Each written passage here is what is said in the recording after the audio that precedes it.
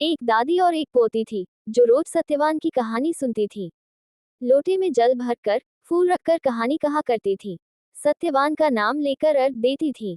जब वह पोती ससुराल जाने लगी तो दादी ने खाली लोटे में जल भर के फूल रख कर दे दिए और कुछ भी नहीं दिया। वह रास्ते में चलती जाए और सोचती जाए कि ससुराल में सब पूछेंगे कि तू क्या लाई तो मैं क्या बताऊंगी।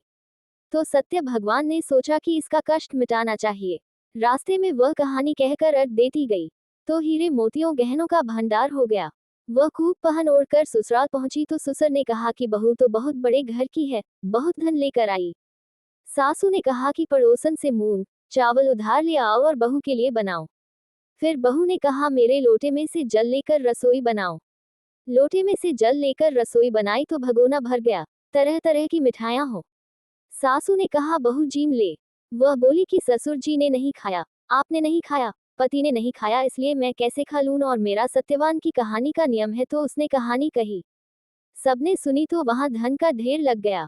सासू सत्य भगवान का प्रसाद बांटने लगी तो पड़ोसन ने कहा अभी तो मूंग चावल उधार ले गई थी और इतनी देर में इतना सारा धन कहाँ से आया।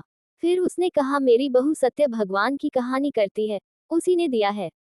हे सत्य भगवान, जैसा साहूकार की बहू को धन दिया वैसा सबको देना, कहते सुनते सबको देना।